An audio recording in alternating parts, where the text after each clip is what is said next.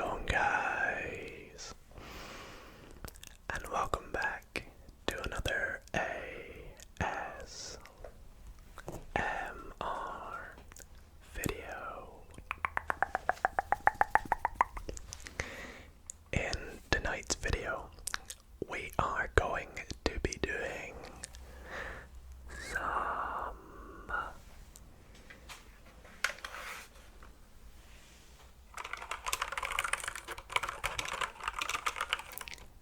coding.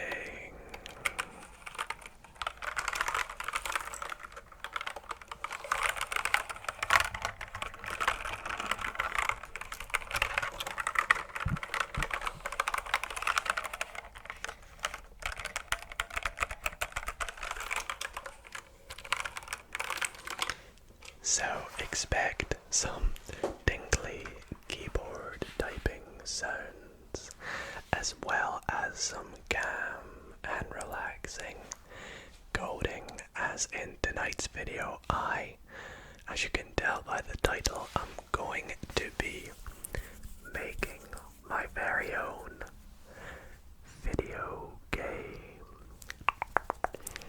And I am very, very excited to do so.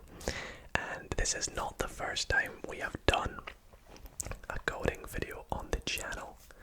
Coding is generally something that's a little bit of a hobby of mine, but I do have a little bit of experience. And I have done a few videos before. You guys seem to love them. We've made a few other games, and we've also made a really handy password generator program, and I had a lot of fun making those two videos, so I cannot wait to make the game in tonight's video, which, by the way, we are going to be making on a little coding program called Scratch. And even if you've never heard of Scratch, it's very easy to understand the coding behind it. It's very interface friendly and easy to grab the hang of things on it. So if you guys do enjoy tonight's video, then be sure to drop a big thumbs up to let me know you enjoyed it. And while you're at it, if you're not subscribed and you do enjoy videos like this, then why not subscribe? We are so very close to 50,000 subscribers, and I would just absolutely love to hit it very soon. Anyways, without further ado, please sit back, relax, and enjoy this coding video.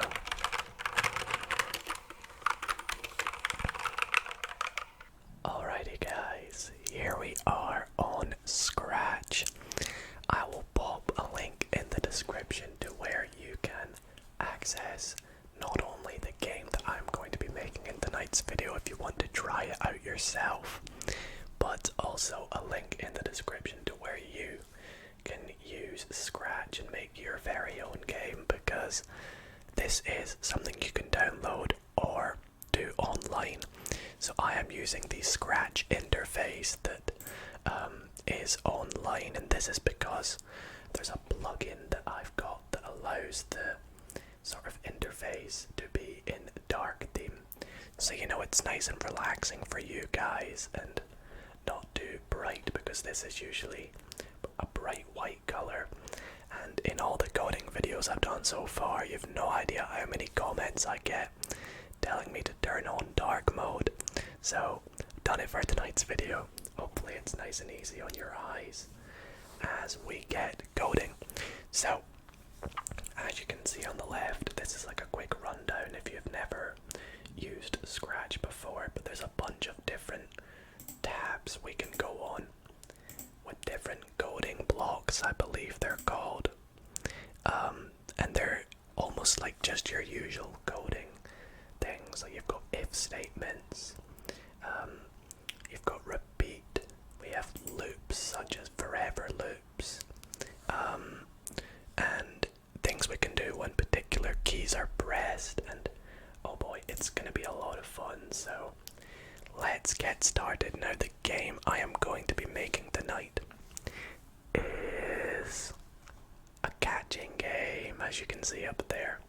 I'm going to be making a catching game, and what this is going to entail is, the way I plan it is for some sort of catching device to catch things falling from the top of the screen, and every time you catch it you get a point, and if it touches like the ground, for example, if you don't catch it, the game ends and you lose and there's a score counter. I think that sounds pretty reasonable. Shouldn't be too difficult for myself, and it might also be quite satisfying for you guys to watch. So let's get started. Now, to start off with, we are going to want to set our scene, because when we play this game, we're going to want a nice background.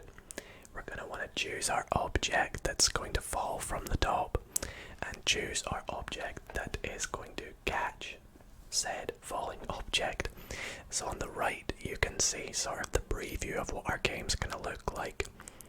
Now right now the default setting is just a white background with this little Scratch character guy. I think he's just the sort of logo for Scratch, kind of. So we're not going to want him, so we'll get rid of him, and we're going to import not only our backdrop but also our sprite that we want to catch and be the object.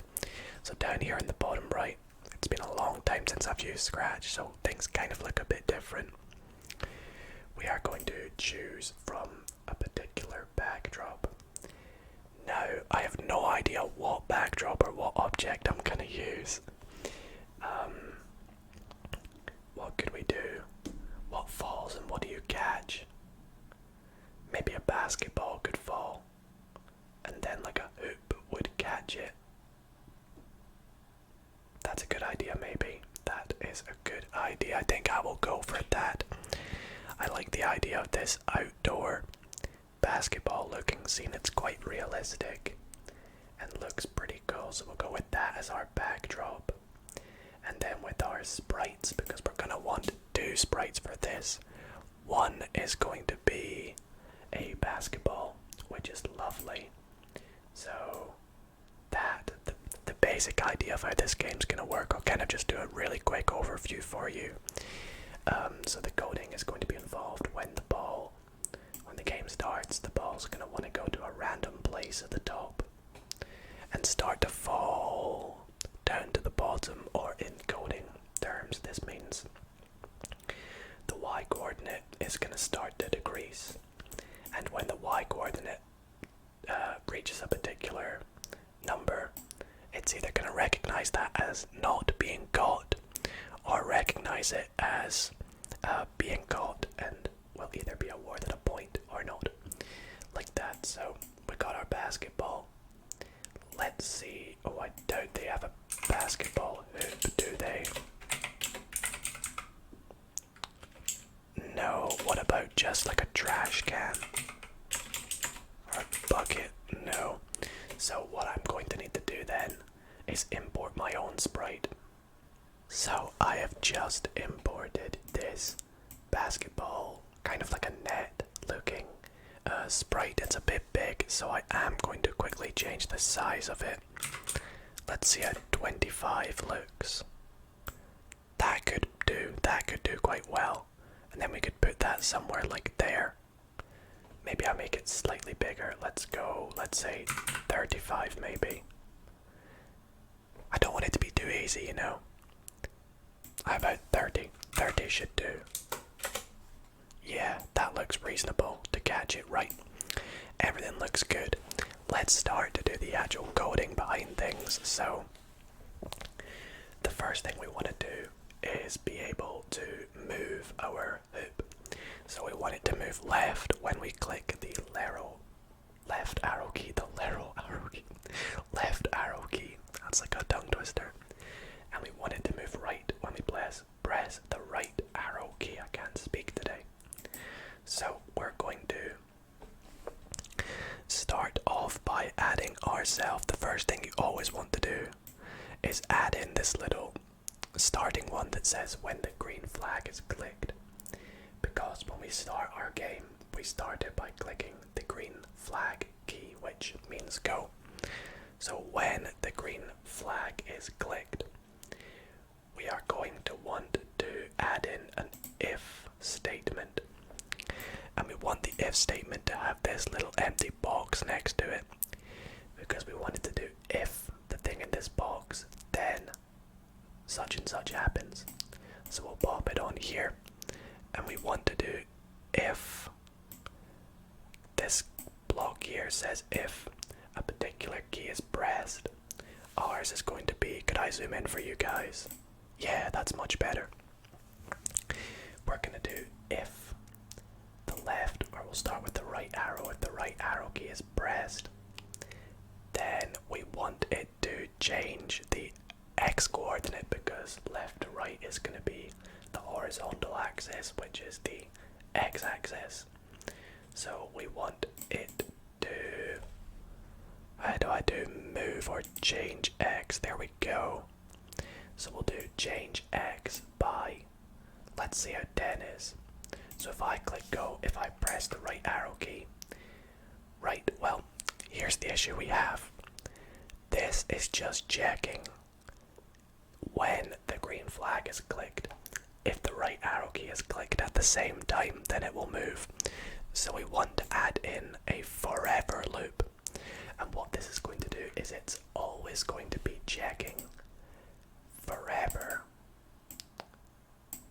if this is happening. So it's not just checking it once as soon as we start the game, but it's always checking if the right arrow key is pressed. You can see it moves off to the right like so, but it doesn't move to the left. If I click the left arrow, nothing happens. So we're going to want to add another if statement, so we'll do that also within the forever loop, because we wanted to do both. And we're kind of doing a bit of copy and paste here, so we'll go into sensing again. I love how everything's sort of categorized for you. It's really cool. So we'll do if the left arrow key is pressed, then this time we want to change the x axis by, instead of 10, it's going to be -10.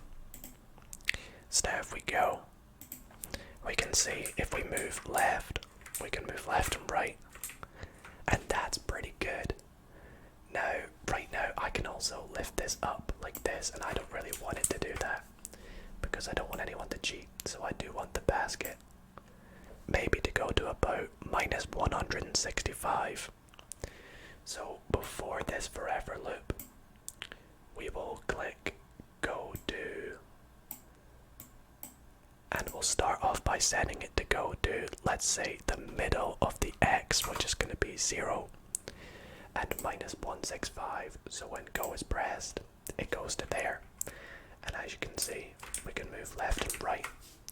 And if I were to cheat, when I start the game again, it just goes straight to there. So that's good. That's the first stage of our program created, if you will. The next stage that we want to do is have the basketball go to random locations at the top. So every time go is pressed, it'll go to a random x coordinate, but always go to the same y. So y is going to be our vertical up and down. So it's the one that's going to be constantly changing. So I feel like when the game starts, the ball should go to a random x, but should always go to 180 on the y.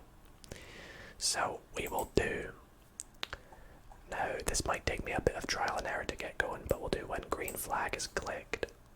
When green flag is clicked, we want the basketball to go to, we want it to go to a random x, but we want the y to be 180.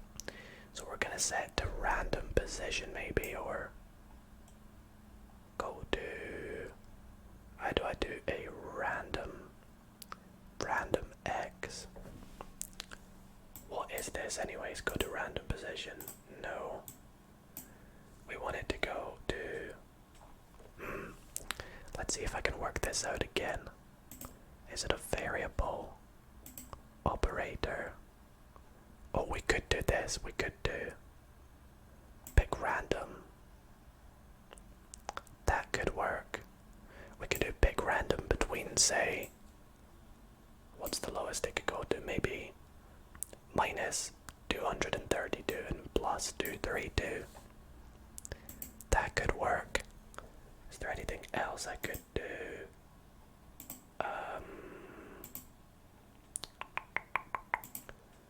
I don't think so.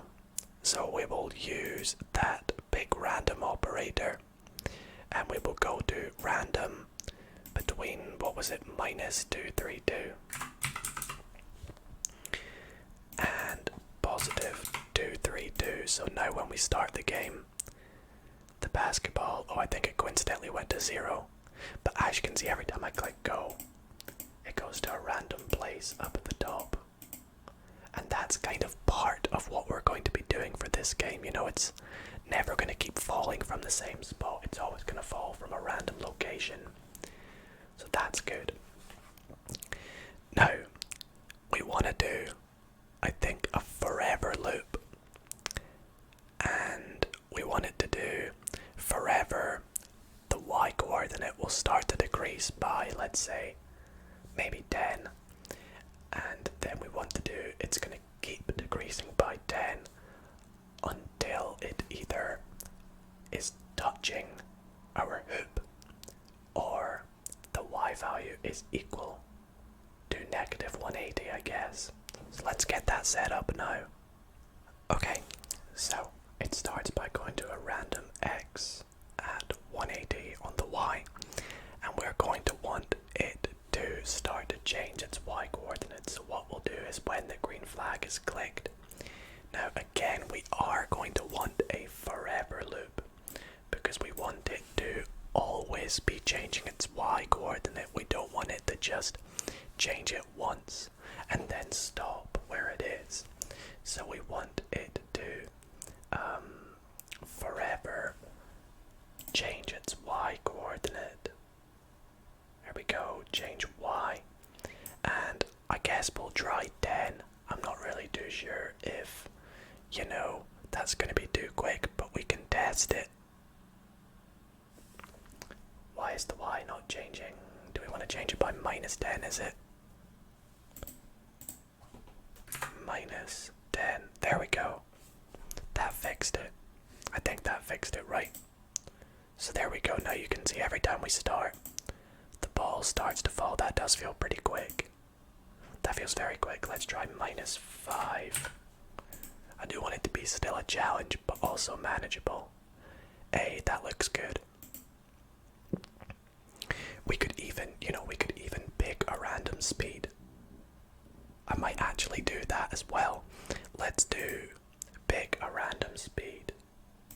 Pick random between, look at the ball just slowly going up. So let's say we can have it go as slow as minus 2, or we can have it go as fast as negative 8. So negative 8 would obviously be the fastest it could go.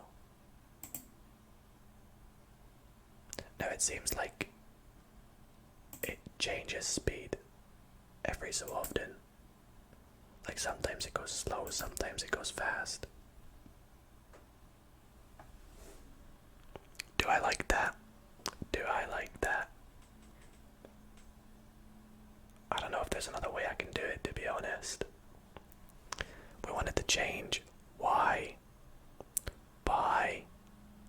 Okay, I guess that works actually. The speed can vary, so it's not always constant. I guess that's kind of cool. Maybe. Well, I think what we'll do is we'll maybe come back to that. Right now we'll just do change y by minus 5 and we'll check it at the end maybe. So that's good. Now what we want it to do is we want for it to check if it is touching the hoop, then the ball goes back up to the top so it repeats it. Or if it's touching the ground, then it's going to, not give us a point, or it's going to stop the game. So inside this forever loop, we are going to add an if then statement. So we're going to do if, and we're going to do, let's say, we'll do if the y position is less than a particular value. So we'll do if. Is there one that just says, yeah, y position is less than, let's do negative 180.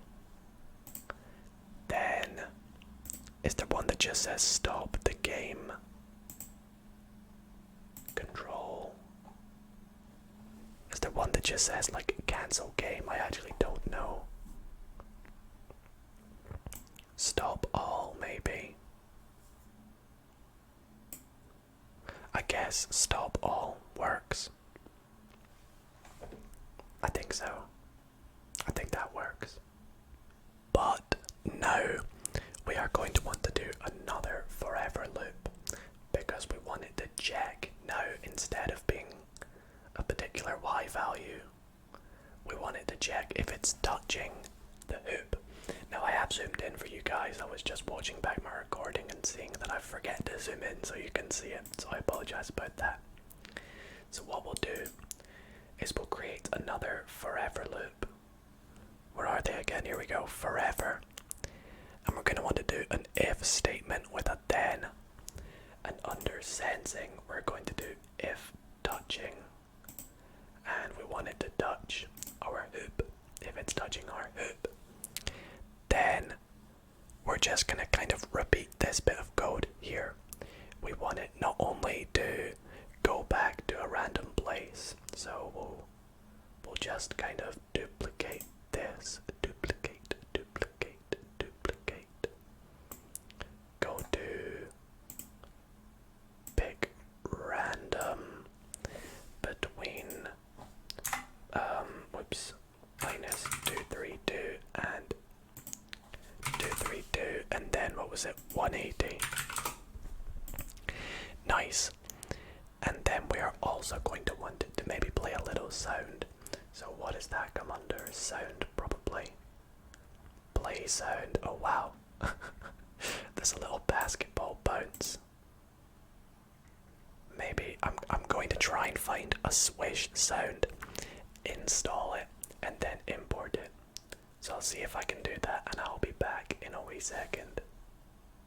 Alrighty, so I have imported this little Swish sound, which sounds like this. Very nice. And we are going to go back to our code, and we are going to play the sound Swish. So, if it is touching the hoop, I don't know if order really matters here, but we'll play the Swish first. Then go back to this position, and the Y value should start to fall again, I believe. And that should be good on that part. Let's take a look. So, if it touches there, the code stops, and we can't do anything. But if we were to move and catch it, okay, so it's not recognizing that it's touching the hoop. What is the issue here?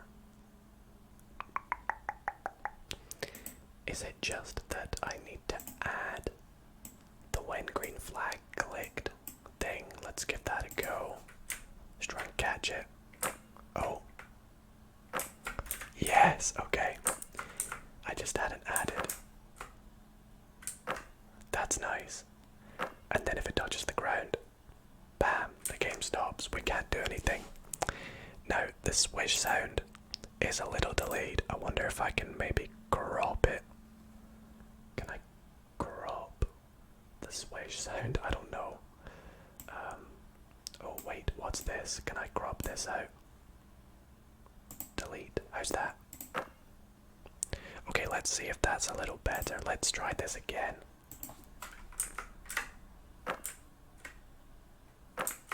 Yeah, that's nice. That's really nice. Okay, so that's good. Now, it is pretty easy. It is pretty easy, so I am going to maybe change the speed. So what we'll do is we'll change y by -5, but we'll change it to pick random between, and we're gonna go as slow as -5 and as fast as -10, I believe. So now the basketball. Oh yeah, that's a lot harder now. That's good. And it's pretty satisfying with the swish. And I feel like sometimes, although it's pretty easy, we'll get some that go really far off to the right and really far off to the left, and it will be even harder to catch it. So that's all pretty good. The next stage is we want to add in the code for a scoring. So let's move on to that now. Now, what we have to do for a score is we are actually going to create what is called a variable. And I'm sure if you've done coding, you know what a variable is. But we're just gonna make a little variable for all sprites, and we're just gonna call it score, just like that. And now you can see I can use these variable code instructions to set the score to a particular thing. So we are going to use change, and we're going to use set, because what we want to do is we want, when the game starts, to set the score to 0. You know, we don't want it to pick up from where it left off at. So we'll put that right after the green flag is clicked. And we want to do that when it's touching the hoop, we want it to increase the score by +1. So that's all good. Now I am going to quickly test this. There we go. You can see the score is going up. And if I was to lose and restart, the score goes back to 0. This is good. I like this. Yeah. This is very good.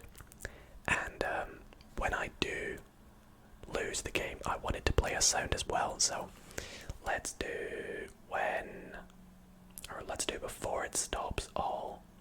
We will play the sound with let's do, where's play sound? Play sound. No, just play sound. And there was a basketball bounce, wasn't there? Let's try that. Let's see how that looks.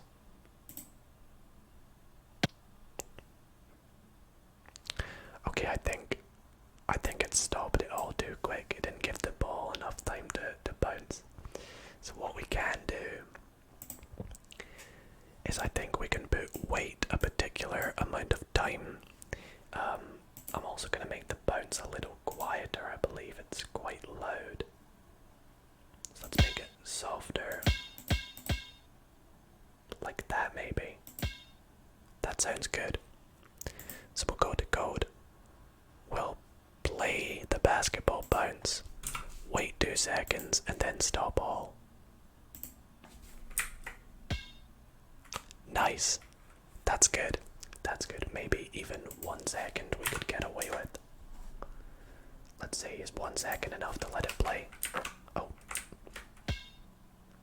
Nice. Perfect. So I think that is our game done. I know it's a very basic game, but I'm happy with how it's turned out. Should we give it a little test now, see what we can get as a score? Right, let's give this a go. Oh yeah. Oh yeah, look at us go. Collecting the basketball. The nice swish sound. If you guys do decide to play this game, please feel free to drop a comment down below letting me know what score you got. Oh, we just got... No. Oh my goodness. This is getting tough. Oh. Now I could add ways to make it so more balls start to come in after a particular score, or the ball goes faster after a particular score. In fact, let's do that. Let's do that. I'm feeling good. So let's change the y by -5 for every single one we do here. So change y by -5, and we're gonna do forever if the score, we'll change y by -5. We'll do forever if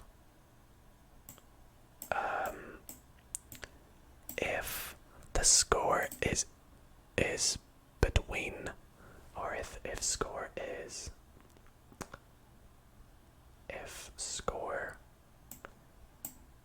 less, so we'll go variable if score is that less than, let's say, let's go 25, or we'll do 20 if score is less than 20. Then change y by 5. There we go. And then we can just keep adding more and more of them in there, so we can just, we'll take this out for the time being, and we'll do if. So now we can do if score is greater, or is equal, or is between a particular value, then we can have it keep on getting faster.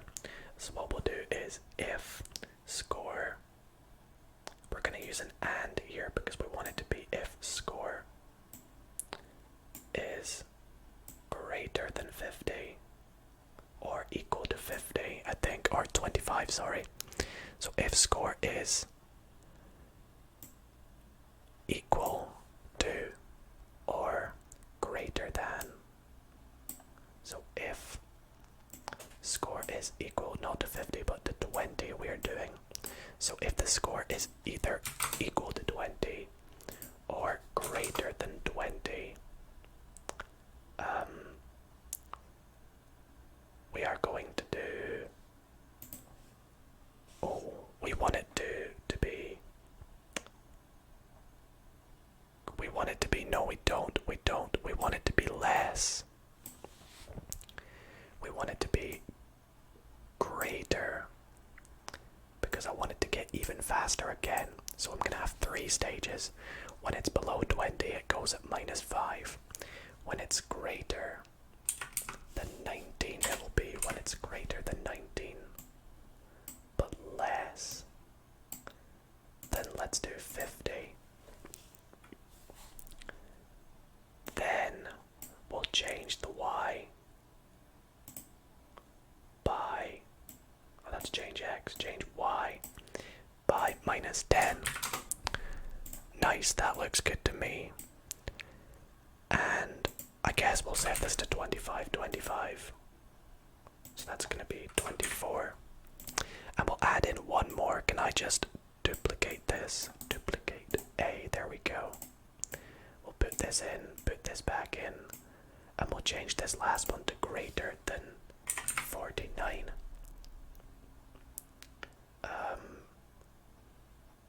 And honestly, actually, we don't need to add. We'll just do if it's greater than 49. Then we'll change the x by, let's try -15. Okay, so it should get faster as the game goes on. Let's give this a go. And hopefully it works. So right now, until we score 25, it's gonna go at the speed -5. So this is our official end of the video test here. It's nice. This is good. Now we have to keep going till 25. So again, if you guys do decide to play this game with the link in the description, then do drop a comment or send me a picture on Instagram what score you do get when you try this.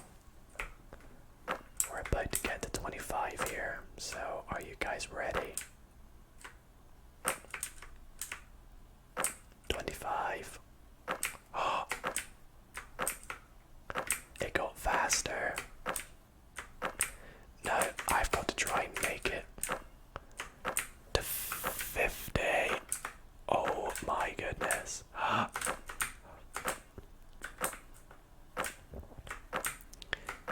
see it go at the unmanageable speed. Here we go. Oh, that feels a bit too fast. Let's make it slightly easier before we end it off. So we'll change this to -8. And we'll set this to -12. And that'll be our final speeds. And that is also going to be where we finish off this game. Well guys, I want to thank you all so very much for watching tonight's video. I really hope that you all did enjoy and had a lot of fun watching me go this game.